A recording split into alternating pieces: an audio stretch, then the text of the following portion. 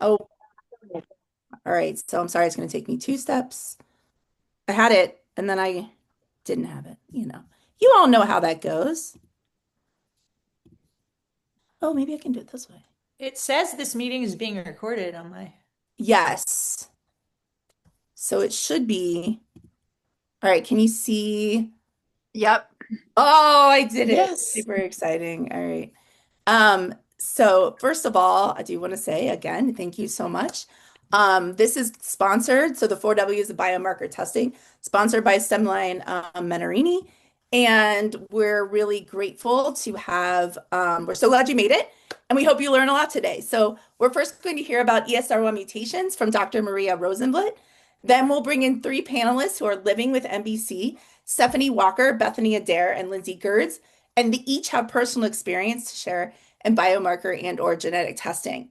So the chat is going to be open throughout. So during presentations or during panelists, please put any questions you have there. And we plan to have time at the end to answer these and for you to ask additional questions of Dr. Rosenblatt, Stephanie, Bethany, and Lindsay. So without further ado, hopefully, maybe, there we go. I'll do a quick introduction here. So Dr. Maria Rosenblatt is an assistant professor of medicine in the section of medical oncology and cares for patients with a clinical focus on breast cancer. She completed her fellowship in medical oncology hematology at Yale, residence in internal medicine at NYU, and received her medical degree from the Icahn School of Medicine. She is involved in educating medical students, residents, and fellows at Yale. And outside of the clinic, her focus is translational research with an interest in biomarker driven trial development in breast cancer. Thank you so much, Dr. Rosenblatt, for being here. We really appreciate it. And I'm going to pull up your slides. Do a Thank little, you so much for having me here. of course. And I said, I'm going to pull up your slides. You know, it's going to take me a minute here. Okay. You're much faster than I am, so I Oh, appreciate that's it. nice of you to say. I just want to give a big shout out to Amy. I was supposed to moderate this and ended up in the ER last night. And so on last minute notice, you are doing amazing, Amy. And Thank I you. appreciate you and love you and I'm thank here you. for you. And hey, that's what we're here for, right? Covering each other, among other things. Being friends, covering each other. I'll see if I can make this happen. Are you okay, Kelly? Yeah, apparently I have a virus, and my husband and I apparently have two very different versions of the virus, but I ended up with horrible vomiting and pain. And it's amazing what a little cocktail of Toradol, Benadryl, and Compazine will do for you. Oh, So glad that you're feeling better this morning, Kelly. That's the most Yeah, important. but now I have the worst part, which is taking care of a sick man. Do it. All right, I think you should be able to see the your title slide. Is that true? yeah. All right, I will now officially turn it over. Thank you so much. Okay, thank you so much. So I'm going to be focusing on ESR1 mutations, but there are many others. So I could only focus on so much in so little time. Okay. Oops. Ah, there you go. So, what is a biomarker? A biomarker is measurable and provides information about a health condition. And there's many examples of this in our everyday interaction with the medical system, such as blood pressure, blood glucose. And biomarkers can help with diagnosis. They can help with monitoring. Sometimes we refer to as predictive biomarkers when they're telling us about a risk of something happening. They can help us with prognosis and safety and pharmacodynamics. So there's many different types of biomarkers that we use in medicine.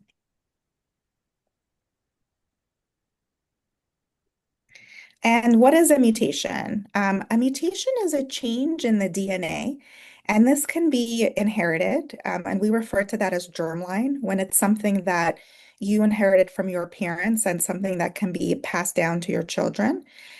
Sometimes a mutation can occur only in the cells of that individual, and we call that somatic, and it is not passed down because it occurs in cells that are not involved in reproduction. And some mutations are harmful, and we call that pathogenic. And some mutations have no known effect. So in this little picture down at the bottom of the slide, we know that DNA is made up of different nucleotides, and those are referred to by different letters. And sometimes a mutation can be really small. It can be just a change in one letter. And sometimes that's enough to cause a dysfunction in the cell, which can lead to problems like cancer. And sometimes that one single letter change doesn't make a difference. And so that's what we refer to as non-pathogenic. And as far as we know, that has no link to a medical problem that we know of. In oncology, we also talk about tumor mutations. So the tumor itself, as it grows and develops, it changes, and the tumor DNA is often very different than the DNA that you have as an individual. And so we test the tumor DNA to see if there's what we call a targetable mutation, and we call it targetable when we have a drug that's designed for that mutation. So what is an ESR1 mutation? We know that in hormone-positive breast cancer, estrogen is driving those cells to grow, and there's an estrogen receptor protein that makes up that receptor, and there's an ESR1 gene that makes that protein. So normally these cells have an estrogen receptor, they need estrogen to bind to that receptor, and then they get a signal to grow. When there's a mutation in the receptor, it actually makes it persistently active so that that receptor doesn't need estrogen to bind anymore. Even without that binding, that receptor is giving the cells the signal to grow. And so this is a mechanism that cancer cells develop to become resistant to our estrogen blockers. A lot of our current treatments for this type of breast cancer try to block that binding from the estrogen to the receptor. So these mutations often develop as a response to prior treatment. As the cancer cells are exposed to our estrogen blockers, some of them are able to develop this way of where there's this mutation and the receptor becomes persistently active. And so these are often found after progression and very rarely before the cancer is exposed to our estrogen blockers. So it's important to know if these mutations are present because we do have treatments currently that target this mutation. So elacestrant is an oral medication that is currently FDA approved for the treatment of metastatic breast cancer with an ESR1 mutation that has progressed on prior treatment. And we now have a second FDA approved medication, imlunestrant, that's also for ESR1 mutated metastatic hormone positive breast cancer. And there are several more in clinical trials right now. So this is a picture of that estrogen receptor. And as you can see in the normal state, you need estrogen to bind to that receptor, and then it's able to go inside the cell and tell the cell to grow. And our most common treatments, such as aromatase inhibitors or tamoxifen, they work up there, preventing the estrogen from binding. And so that will often prevent the cells from growing. When there is this ESR1 mutation, that receptor doesn't need the estrogen anymore. It's going into the cell and telling the cell to grow even without estrogen. And so elacestrant is in this category of what we call estrogen receptor degraders.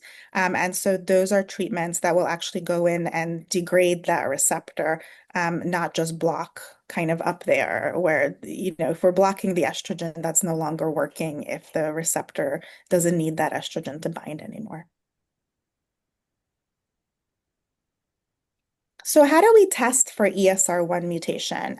We have a blood test option and we have a tissue test option. So the blood test is often referred to as liquid biopsy or ctDNA, and tumor cells are able to shed tumor DNA into the blood, and this can be tested with a special test. There are several tests available. There's Foundations, Guardant, Caris, there's many more. So whatever your clinic or your oncologist is using, as far as we know, they're all equally good. And the benefits of the blood test is that it's easy to do. It's a blood test. You don't need a biopsy, and it's often very sensitive. The downside is that you have to be a little bit careful when you're reading those reports, and look at the tumor fraction. Sometimes certain tumors may not be shedding enough DNA into the blood, and the report will tell you that. And so if the tumor fraction is very low and that test is negative, it might not be that the tumor itself doesn't have the mutation. It might be that you're just not able to pick it up in the blood. The tissue test, it takes a small piece of tumor tissue, and we're able to extract DNA from that and test that tumor DNA for the presence of the mutation. And the benefit of that is that if you're getting a low tumor fraction in the blood test, then sometimes we're able to pick it up in the tissue. And the other benefit is that we can also retest the receptors. So it's very rare, but sometimes breast cancer can go from being a strongly hormone positive to low hormone positive. Sometimes we see a switch to HER2 positive or triple negative. So sometimes it is helpful to just retest and make sure that it's not mutating into a different type of breast cancer. And those receptors are something we can only get on the tissue. We can't get that in the blood. And of course, the downside is that it is uncomfortable, can potentially be painful to get another biopsy, and it may not always be feasible. It depends whether it's in a location where it's safe to biopsy. So I wanted to show an example of a report. This is from Foundation, but there are many other companies, like we said, that are out there and many different types of reports. And so right up on top, it will tell you the genomic findings. And so that's the mutations that were found in this particular sample. Um, and if you go below that, all the way on the bottom, it will say the tumor fraction. And so that's what we're talking about, where it's helpful to see what that number is. And so here it actually says not detected. So that means that this sample unfortunately had a very low tumor fraction. And so because we didn't see an ESR1 here, it might be worth it, if it's possible, to do a test on the tissue, just to double check that we're not missing it here because there just wasn't enough cells in the blood. This kind of report typically will also, so the column on the biomarker findings will list all the mutations of, what we call targetable mutations. And then next to it, it will actually list treatments available that are available for that. So here, unfortunately, we don't have anything targetable, even though you do see several mutations listed up there. And so it says no therapies or clinical trials available. But something to know for yourself, like you are able to see these reports, hopefully in your chart now. And so you can look through and see, sometimes the report will list what treatments are currently available. And these reports are not great about listing clinical trials. So if you do have something under biomarker findings, also important to discuss with your oncologist if they think that clinical trials could be an option. And then the other piece of useful information here is it will also tell you the blood tumor mutational burden and the microsatellite status. And so what that means is if we see something high, like greater than 10 mutations, or MSI high, sometimes that suggests that the cancer can be responsive to immunotherapy. It's very rare in hormone-positive breast cancer, but sometimes we do see that. So just another useful piece of information there about potential therapies that could be available. So when should we test for ESR1? A good time to test is at the time of progression, since this is a mutation that often develops as a form of resistance to prior therapy, and it will also give you other types of mutations. The PIK3CA-AKT-PTEN pathway, that's another one that we have an oral medication available for, and those are a little bit more common at the time of diagnosis. But still, when you test, you're going to test for the whole panel. So you will find out if something new pops up.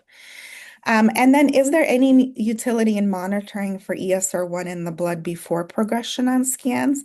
That's currently being studied.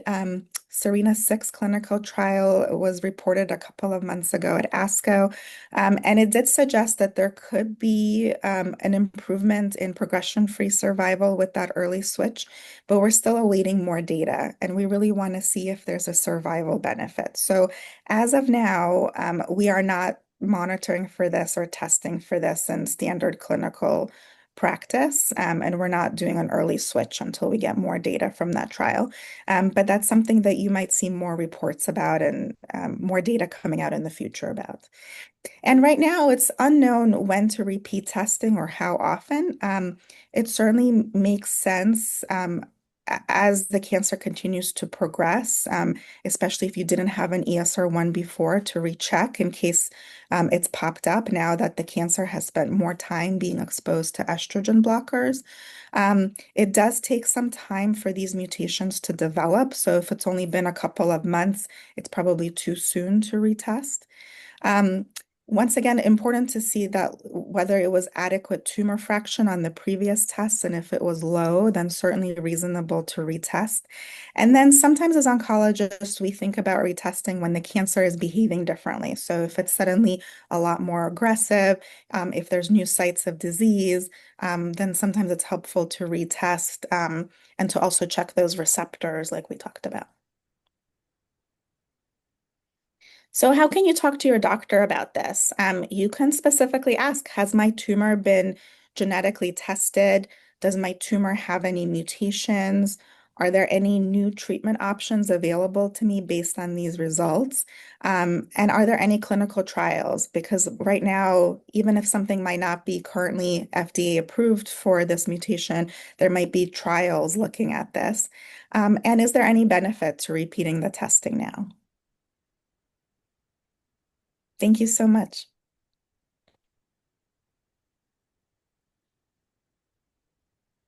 Amy, Amy, you're on mute. A classic mistake, right? So I wanted to, there was one question that was really, first of all, thank you. And we have a few minutes, I think, just so we can maybe get some of the science and how elacestrant versus fulvestrant versus aromatase inhibitors might work. So Yuko had a question. So if, and I think it is supposed to be elacestrant, is an ER receptor degrader. Is it for the wild type estrogen receptor? Then why would ESR1 mutant screening be needed? Would it be better anyway than the aromatase inhibitor that can cause an ESR1 mutation? So it's kind of three questions, Dr. Rosenblit, but could you maybe walk us through how aromatase inhibitors versus fulvestrant, which is Faslodex, versus elacestrant, cestrant slash Orserdu work? sure, yeah, absolutely. So, the aromatase inhibitors, like we talked about in that picture, are just blocking the estrogen from binding. So that works really well when you have a normal estrogen receptor working the way that it's supposed to. Um, when the estrogen receptor develops that mutation, then blocking the estrogen binding doesn't work anymore because that receptor is acting without the estrogen. So the way that what they're called SERDs, selective estrogen receptor degraders, work is that they are actually able to go in and they actually have a way of like tagging that receptor to go inside the cell mechanism that degrades that receptor. So we're not just blocking it, we're actually destroying that receptor. And we're not requiring the estrogen to come in and bind anymore. So fulvestrant is an estrogen receptor degrader. It's kind of what we think about as a just an older type of drug. And I'm not a pharmacologist, unfortunately, so I can't like go into the tiny details, but there's a lot of data now that suggests that these newer drugs like elacestrant, some of the other SERDs that are coming out, for some reason are just more efficacious than fulvestrant. They're better at degrading it. They're degrading more of that receptor, and just binding to that receptor in a better way than fulvestrant. So you do have to have the ESR1 mutation for these drugs to work. There is some data from those trials that suggests that elacestrant and some of the medications might work even without the ESR1 mutation, but that's a little bit up for debate right now. And at least the way that the drugs are FDA approved right now, it's for the ESR1 mutation. Thank you. So to say for fulvestrant, you don't need the mutation for it to Right. work, right? And then for elacestrant, you do generally, we think, and that's what it's approved for it to work. Thank you. Thank you. I really appreciate that. All right, I just have I'm going to share a screen again. We can do this. I have faith. Let me get the chat off of my other screen here. All right. And we're gonna do, all right. So hopefully what you can see is a slide with our excellent panelists. So now we're going to talk to three people who also happen to have metastatic breast cancer and have experience with this type of testing, and they're going to talk about their stories. So first we're going to talk to, I'm going to introduce them all so I don't have to do this all flipping back and forth because it takes time. But first we'll have Stephanie Walker, who is an MBC patient advocate living with MBC, diagnosed de novo since 2015, hormone receptor positive, HER2 low, and living with a BRCA2 mutation. We also have Bethany Adair, who is an MBC thriver, mindset coach, speaker, and author of My Guru Cancer. She's on a mission to spread joy, love, and gratitude through coaching, classes, advocacy, and chronic oversharing on social media, which I love. And then finally, last but not least, we have Lindsay Gertz, who's also with us. And do you want to tell us a little bit about you real quick? Sure. Yeah, big question mark, but yes. No, nothing too exciting. I've been living with MBC since 2016. I was diagnosed in 2011. And do have a few mutations that I'll talk about when I talk more about my story. And really glad to be here. Thank you. And thank you to all of you for sharing beforehand. So first, we're just gonna they're gonna tell us about their testing story. And does anybody have a burning need to go first? Or do you want me to pick? All right, I'll pick. Stephanie. Of course. I Thank know. you. Welcome, everybody, and thanks for the opportunity. Um, genetic testing was not offered to me, first of all, in the very beginning in 2015. So, I rocked along just thinking, the normal hormone receptor positive, HER2 negative. On my first line of treatment of fulvestrant monotherapy for over 8.5 years, almost 9 years. Decided in 2023 to enter a study that was doing genetic testing since I had never had it. Wham bam, thank you, ma'am, had a BRCA2 mutation. Uh, yeah, yeah. But and I didn't think anything of it. It did make me mad that I was just now finding out because not only it affected me, but it affected my two adult children. So anyway, and then we found out that out of the two of them, my son is BRCA positive. So moving right along, didn't just put that information in my back pocket because my oncologist said that whenever I have my progression, that that would open up the opportunities for PARP inhibitors now. And what happens? I developed um, progression in last year and had a choice. I love having choices.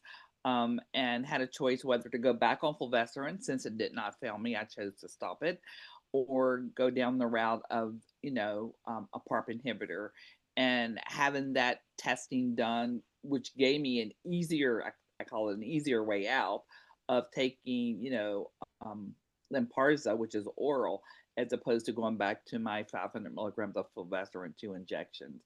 My butt thanks me. Um, I enjoy taking it at home and not having to go to the cancer center. So that's where my having the opportunity to have a easier choice in treatment for my liver, which has responded very well. So. Amazing. Thank you so much. Could you expand a little bit on how, because you said that you did the BRCA testing, the genetic testing for inherited mutations, as a clinical trial? Is that true? Yeah, well, it's kind of like a study out of UPenn. Okay. And it How did you get happened, hooked up with that? How did that happen? I found out about it at SABCS in 2022. And I got the call, and the guy said, "Oh, we chose you to be in this." I didn't think they would because I was metastatic, and how sometimes we are excluded from interesting things. So I was randomized into the arm where I had genetic testing before and after the actual testing was done, And prior to this, she kept telling me, "Oh, you probably won't have anything. You've been rocking along this long, blah blah, snore snore." And then when she had to make the phone call, she said, "I worried about this all weekend. How I was going to tell you." And I'm thinking, what can be worse than living with metastatic breast cancer, right? Other than not winning the lottery. And actually, she said, "You are BRCA2 positive." And all I could do was, while she was talking to me, I was typing feverishly to my oncologist saying, "Now what the hell do I do?" So I did it that way, and that's how I found out. It wasn't planned. It was just a spur of a moment. I learned something new and wanted to try it out. Yeah. How did your oncologist respond? So your oncologist never offered you genetic testing, is that correct? No, I mean, I don't know. And it's not that, I go to an NCI designated cancer center. So it's not like they never offered. I wasn't diagnosed there. I was diagnosed at a community cancer center in Louisiana. So, Oh, I think you froze. as a step that was missed. And I don't blame anybody. I done well on monotherapy, obviously.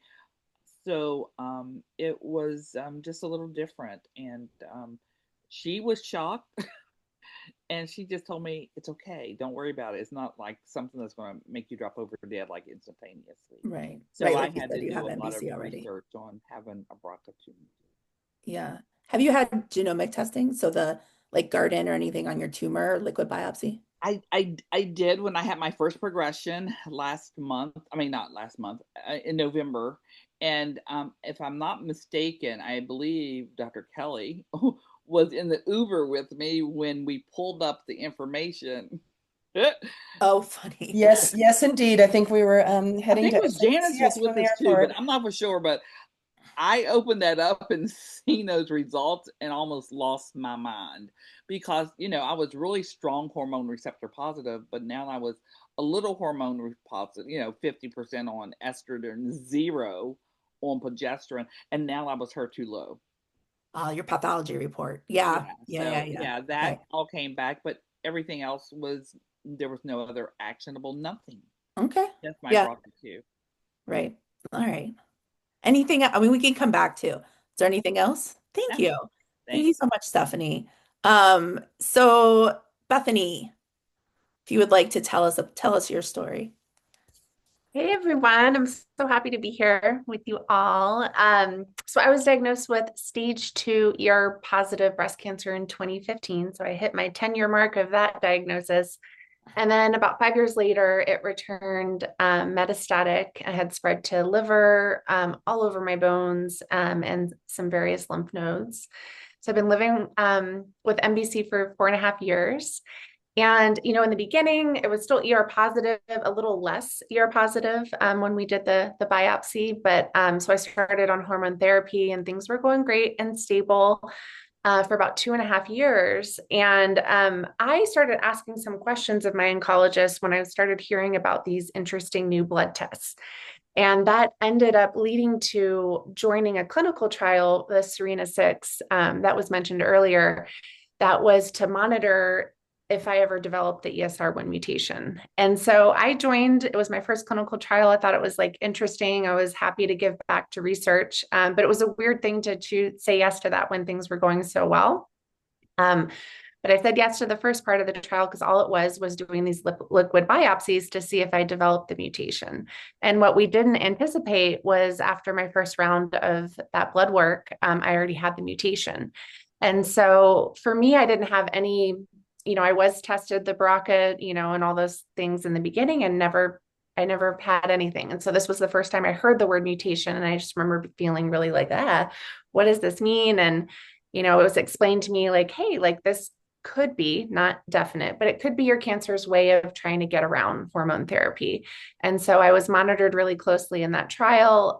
Things were going great until 1 month before my wedding last year. Cancer decided to throw a big progression party, which was not my favorite timing. I do not recommend wedding planning and going back in and getting biopsies of my liver and bones. And it was absolute chaos at that time. But luckily, I got to find out that in that clinical trial, I was never on the targeted therapy or Surdu or I can never say the other word, so I just say Orserdu, elacestrant. Perfect.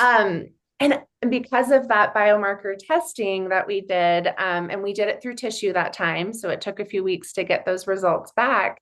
We were able to determine, yes, ESR1 mutation still strong. There's a handful of other mutations that are a little rare that I also carry. I was able to jump on that targeted therapy. And it was, I got on that new medication 2 weeks before the wedding and then ended up, able to walk down the aisle and have hair still. And it was just a really manageable treatment plan to transition to. So I was so grateful for it. And to me, biomarker testing, first I'll clarify because I don't speak medical. I'm always like learning medical, but biomarker and genomic testing are the same thing, right? I just want to make sure. So I learned that, and I feel like it's your best friend if there's progression.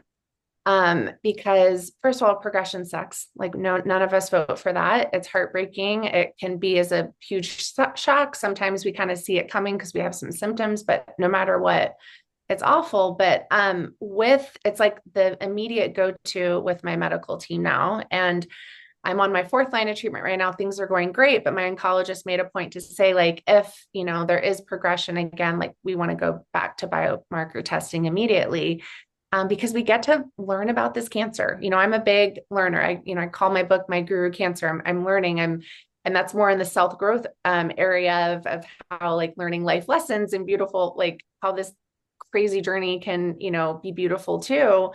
Yet biomarker testing is like you get to like learn and see how the cancer starts to shift and change. And so it's been super important in my journey, and it's going to be like my go-to if hopefully I won't experience progression at any point.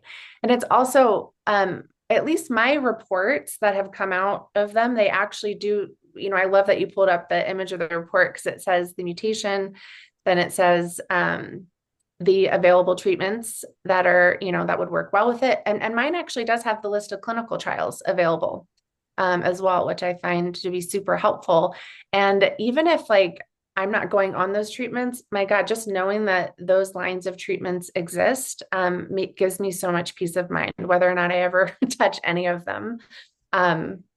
Gives me so much peace of mind. And I'm also like Stephanie, I'm HER2 low, which is new in metastatic breast cancer research. We didn't know about that. I always thought HER2 negative. And because of that, I am on a line of treatment that in HER2 that for HER2 low, that's working, wonderfully for my body right now. So yay, research. That's awesome. And Yay, research. let's keep doing it. So thank you, Metafiber, for your role in that too. Well, thank And you. happy to answer any questions as well.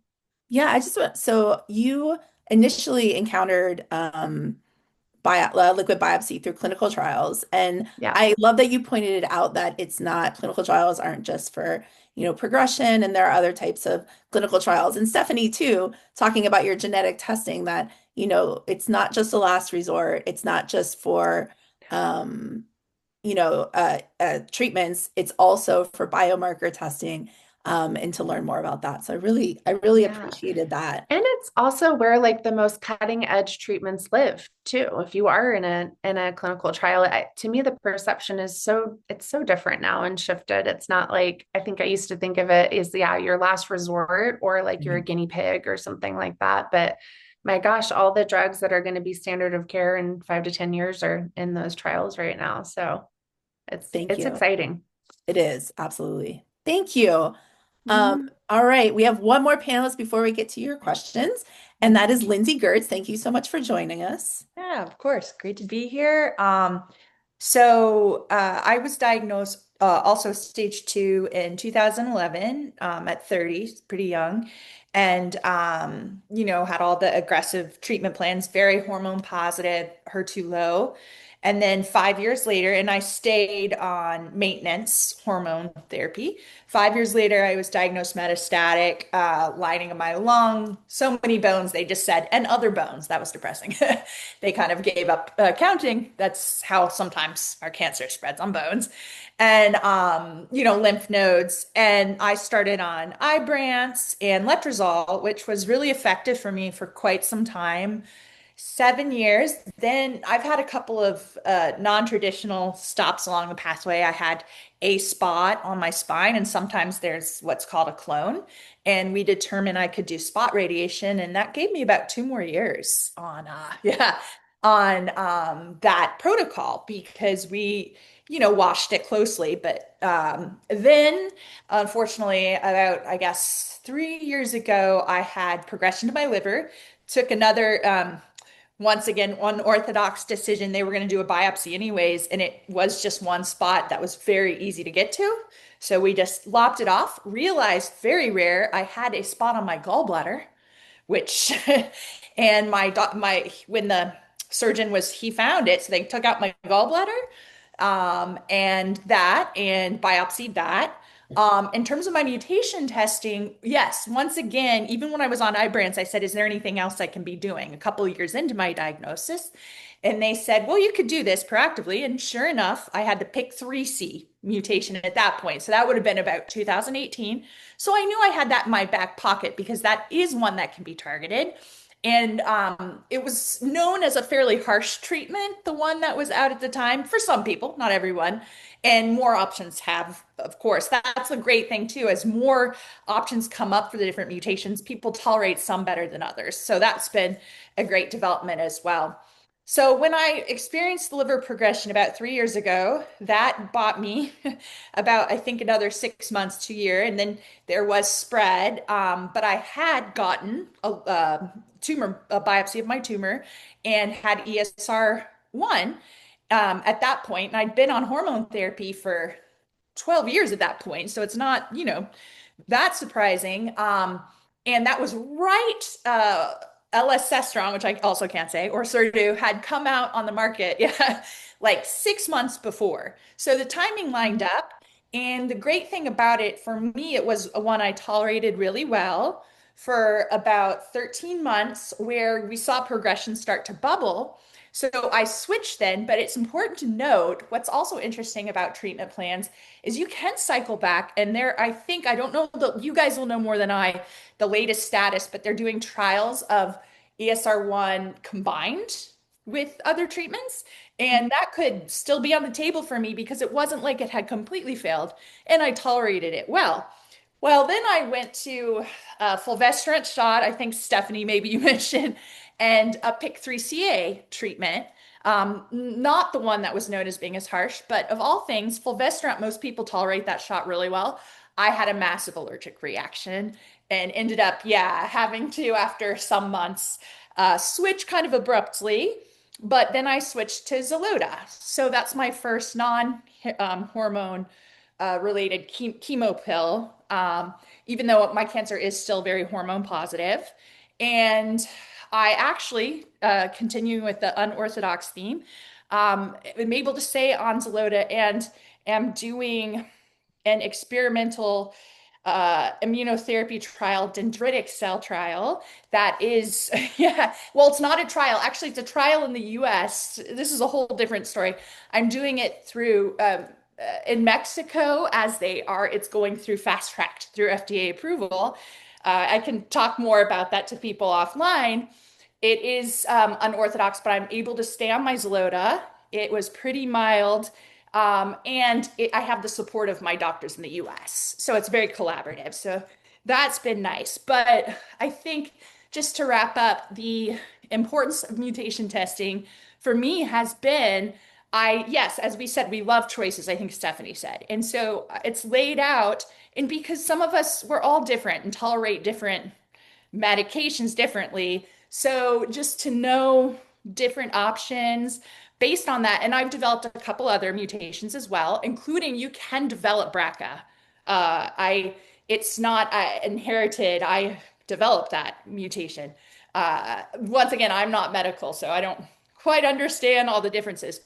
But I think the two really targetable at this point ones I have are ESR1 and PIK3CA. So that's kind of my crazy journey in a nutshell. Sorry, it's a lot. No, don't be. Thank you. Thank you so much for sharing about it, especially like the twists and turns that you've had and the clinical trials, etc.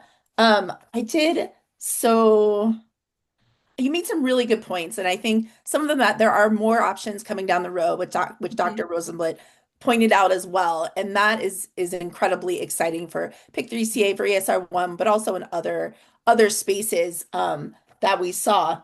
And you can cycle back.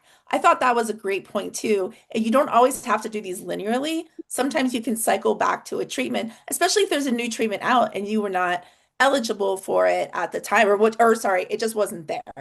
Yeah. Or you weren't eligible, like you developed a BRCA mutation. So And I so thought that was really interesting. oh, No, and go ahead. to that point, sorry to No, interrupt, no. before I forget. For instance, like Ibrance, my let's say CDK4/6, right? It's probably the letrozole that failed, and maybe not that. So even that is still on the table because that's a thing too to remember with ESR1, right? If you have a dual treatment, it might have just been the, Such a good point. yeah, And there are different CDK4/6 inhibitors, yes. right? So you did Ibrance, but maybe you would do ribociclib or abemaciclib, and I'm Versenio, right? Yeah. Or And the two, four, sixes, I think, are right on the horizon. yeah, are they? Yeah, coming down. Isn't there seven? Okay, so I don't want to get too far Sorry. off topic. No, it's Yeah. okay. I was ready to be like go way down, but maybe unless there's some you guys thought of something. Well, I want to one quick wrap up for the panelists. Three different people, three entirely different stories. And I think that is so powerful and also important for us to understand that and I hate the word journey, but your journey through this is going to be different than other people. But what I'm kind of pulled from this is, talking to your doctor, educating yourself, being able advocating for yourself, which I know this is all like we're struggling to begin with, and then having to do that is difficult, just acknowledging that. But it is really, really important so that you can get on treatments that are fit to your tumor and you can get the testing, the biomarker testing, whether that's through a liquid biopsy, right, which is going to look at the DNA floating around in your blood, or a more solid biopsy. So I really, really love that there were three different stories. Um, so now if there's not anything else, I'm going to go back and look at the meeting chat for questions, and then we can take the other questions. So, Dr. Rosenblatt, can you go ahead and talk about that difference Sure. between Yeah. BRCA and how it can be both germline or somatic or both, frankly? Yeah. So, yes, to your point, Lindsay, so BRCA can be either inherited, which we call germline. So that's when your blood is tested for your own DNA. And if you've had that inherited germline testing in the past and you were not BRCA positive, you're not going to develop that later on in life. So, but it is important to have that testing at some point because, as Stephanie pointed out, that can make you eligible for a PARP inhibitor in your treatment. That is different than somatic BRCA, where the tumor DNA itself can sometimes develop a BRCA mutation. And as Kelly pointed out, sometimes you can have both. Sometimes you can have BRCA in your own DNA, and sometimes the tumor DNA can also develop BRCA. There's a small distinction in terms of the technical FDA approval for when we can use PARP inhibitors. They are approved for germline BRCA, so that's why it's important to get that inherited testing. But there is research data coming out now that is showing that they have activity for that tumor somatic BRCA mutation as well. And there are certain instances where your oncologist can still use the PARP inhibitor in that case, and it's certainly worth a discussion. And there are clinical trials in this space as well.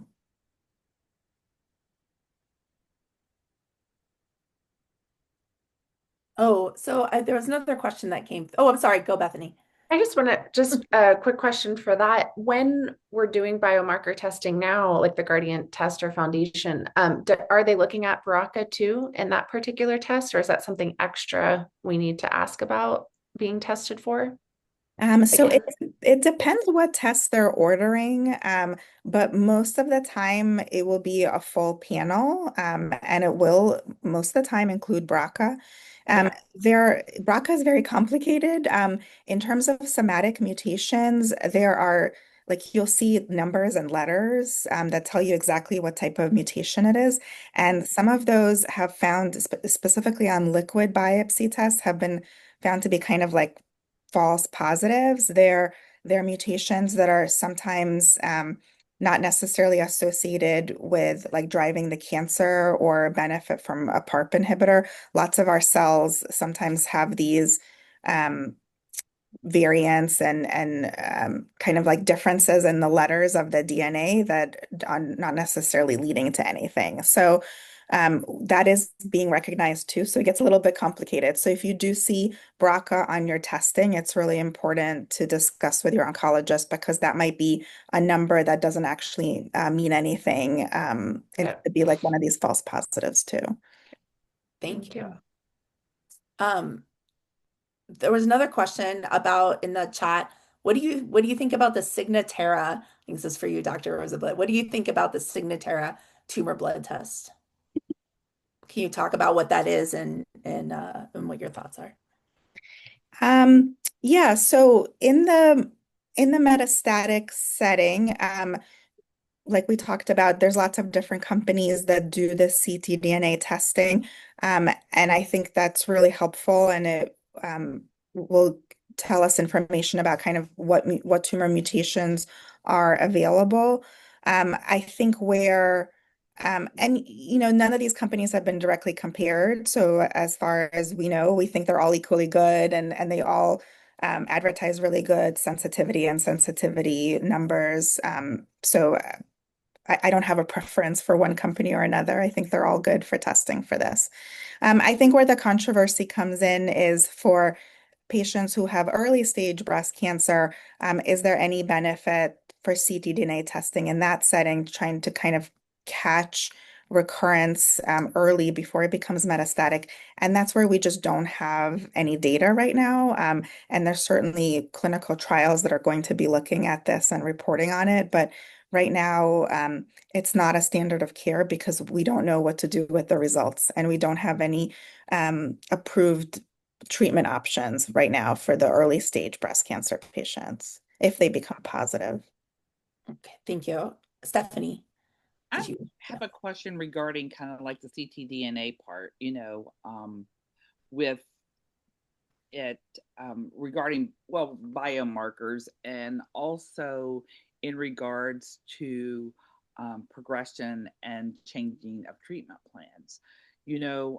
Some of the studies are out there now trying to say that those of us living with metastatic breast cancer, if we do this ctDNA test and it comes up that, there are, a whole bunch more cells than should be, and when you were stable, as changing treatment plans then instead of waiting for radiographic proof of progression. Um, does that make sense? Trying to start earlier than later. Yeah, and I think that there are clinical trials, and there's going to be more clinical trials in this space looking to see if there is benefit in switching early, if you're starting to see these mutations develop, and is that helpful to switch before you see progression on scans? I think we don't have the answer yet. So we have some data, from some trials, but we don't have the most important data, which is overall survival. Is this going to help people live longer, that early switch? Because the other concern is you don't want to switch too early and use up your best treatment options unless it's going to help somebody live longer. Yeah, I appreciate you. Yeah, thank you. Thank you for the question, Stephanie, and thank Yeah. you for the explanation because I think it's important to realize that there are downsides and we don't always think about them about switching too early. We just don't know and we need to wait for that data Yeah. to come out. There was another question that came in that can you explain the difference between tumor-informed testing like Signatera versus like other testing like Garden that doesn't need like a piece of your piece of tumor? Yeah, that's a great question. So there's different ways that these assays have been developed. And so tumor informed is exactly like you said, it needs a piece of tissue. And so what they do is they take a piece of that tissue, they look for variants in that DNA that are already present there that kind of are um, that characterize that particular cancer, and then they develop a test that looks for those specific tumor specific variants that your specific tumor has, and then tests for them in the blood. The what we call tumor agnostic tests, like Guardant, that don't need tissue, what they've done is they have come up with an algorithm that has known variants that they know are associated with cancer, and they just look for a large number of them in the blood. And so you don't necessarily need it to be specific to that individual tumor. You're just looking for things that are very commonly associated with cancer. Or in the metastatic setting, for example, like we know that we're looking for ESR1, or we know that we're looking for PIK3CA. So they're looking for those specific mutations in the blood. Thank you. Yeah, so for Signatera, then it's more like for tracking and less for the tumor informed is more for, okay. Thank you. Are there any, I want to make sure we have time for any questions from the audience. You can raise your hand or you can just blurt out a question, whatever you're feeling. And if not, I'll just keep talking and asking questions. The other thing I'll add is the ctDNA testing, because it's used for metastatic breast cancer and it's also used for early stage breast cancer. They have different names. And the companies have different names for which one is specific to the metastatic, because you want to make sure that you are testing for those known mutations like ESR1 and PIK3CA. For early stage breast cancer, they do a much wider panel where you're not looking for a target to treat necessarily. You're just looking for, is there cancer or not in the blood? And so it's a very different test that's sometimes looking for many, many more variants. So, I mean, your oncologist will know which one to order, but if you're curious, just double check that it's for this particular stage of cancer that you have. Oh, so question in the chat. What is the name? I'm assuming, so Leslie, the name of that test is the Signet. You want to know the Signatera for metastatic? I forget off of the top of Okay. my head because they've come And out look with a new version lately. Yeah, Guardant's picked up a new one too that it was all confusing about what the new I name was. think it's still called Signatera for MBC because I've been asking my oncologist about it. So we're gonna see if we can find it. And the way like my team, because I've been pushing for Signatera because I don't know, I have some friends doing it and I'm like, I want in. And the way it was explained to me is it's just like we often get our tumor markers tested, like the CA 2729, 15.3 CEA. It's just an additional possible tool, like one little piece of the puzzle. And the way she explained it is like, even if that number were high or positive, it wouldn't necessarily drive her to change our whole treatment plan. So she's still wary, and I may be at some point just say, you know what, I want you to order it. But we'll see. And it takes like a few months to get all that information together because I think they have to go back to your most recent biopsy is sent off for the Right. test, Yeah, is you my have to have enough understanding. tissue. Yeah, can I Yeah, add? which could have changed as we Yep. now know. Yeah, absolutely. Yeah. We think it is Signatera. Yeah, I think Maria, it is the same okay. name. Yeah. Okay. But then your oncologist is just checking a different box on the form in terms of Oh, what it's for. yeah, yeah. And I think too, adding it as information is good, but also knowing that, there's not a lot of data to back up moving to another I think treatment it's line, as important to Dr. was to saying. know yourself and know your Sure. mind. So if you're someone who if you saw a positive with that, just create alarm bells in your body, and where you're just living in this crazy fear of oh my God, what does this mean? That's And why then my oncologist will not do those yeah, so that is a because she knows driving that factor. anxiety level would drive me Right. probably Yeah. to have an MI or something. So. Right. Yeah. And I think that can be a good guiding post. absolutely. And knowing that the goal of that is different from like Garden and from the others, which are Yes. looking for mutations Right. and are looking for treatment. So yeah, so I think Kelly had her hand up first. And then Andrea, sorry. Yeah, I just wanted to interject that with tumor-informed testing like Signatera, let's say that you are someone who was diagnosed with MBC 10 years ago, you had tissue from 10 years ago, And that's the only tissue you have. That's not going to be as informative because there's so many changes that have occurred in that tumor since then. So that's the caveat. Signatera is doing a lot of advertising. And so again, everyone needs to speak to their oncologist to determine what testing is best for them. And please let's not fall into the hype of, well, I keep seeing this advertised. And that's my little editorial Yeah. comment. Yeah. Yeah, Thank that's an excellent point, and that's yeah, certainly a great discussion to have with your oncologist. Is it worth to rebiopsy um, to get new tissue, or is it better to just pick a different liquid test in that case? you. Yes. Great points. 100. Um, on, oh, Andrea, you're up. Andrea. Andrea. Okay. Hi. Yep. So I had a recurrence of a single abdominal lymph node. I've been fortunate to be oligometastatic my whole course of being metastatic, but last year I had a kind of confusing lymph node right up next to my in the portal area next to the liver gallbladder. My oncologist recommended the Guardant MRD at that time. And what was frustrating, so this was on PET scan that I could see this, what he was initially calling possibly an inflammatory reactive node. Guardant MRD, which is a non-tumor informed circulating tumor test, or yeah, circulating tumor test, kept being negative.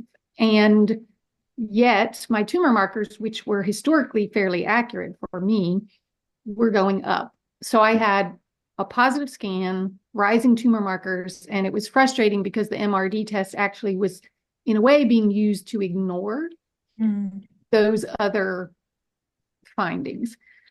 Eventually, it was determined that I was able to have it biopsied through an endoscopic transesophageal endoscopic biopsy, and it was metastatic. And I just told my oncologist, like, I refused to get the Guardant MRD anymore. It was useless for me. I've since actually had that node resected, and long story, but that's part of being the oligo, only having one tiny recurrence at a time. My story is some way similar to Lindsay's. Post-operatively, I have been getting Signatera. Okay. I don't know what to do with that information. I'm on Enhertu. My scans have been negative for three times for 9 months, basically. So in some ways, I'm looking at myself a little bit like the post-operative early stager, which I know is completely wrong, but that's where it's being pushed as a potential way to, monitor early stage. I hate to rush you, but we only have a couple minutes left. And did you have a question that you wanted to Well, ask? I guess wanted to reiterate a couple of things. One is that it might not be ready for prime time. Two, I do think the MRD and the Signatera are subject to what DNA is actually available in the circulating, bloodstream, and that it is not the same as getting, Guardant, the actual genomic testing. Sure, right. And I think there's, sometimes confusion about that as well. No, I agree. I think there is sometimes confusion. And talking to your oncologist and being clear about what is being tested is really helpful. All right. We have about probably 30 seconds till we're over. So I wanted to, first of all, thank everybody who has come, everybody who has asked questions, our amazing panelists, Bethany, Lindsay, and Stephanie, and of course, Dr. Maria Rosenblatt for all of your expertise and for your presentation. And I do have a quick slide. I say that right, but you guys know how that goes right now. So we're just going to make it super easy. There you go. So also thank you to our sponsor, Stemline Menarini. and to Medivivor as a whole. Thank you to Zena, who's not here, but she did a lot of our background work. She works with us, and that was wonderful. So really appreciate the sponsorship and appreciate everybody who has come. And with that, I think we will wrap it up at 12:45. Have a great day and take care of yourselves. Thank you so much. Bye. And if we can stop oh, I think I can stop recording. No, I can't. Bye. Thank you. I think Crystal, you have to stop recording. Yeah, I'm looking. I'm just like, where is the? It's under the dot, dot, dot, and the more. Oh, okay. Yeah, I can't. Oh, there we go.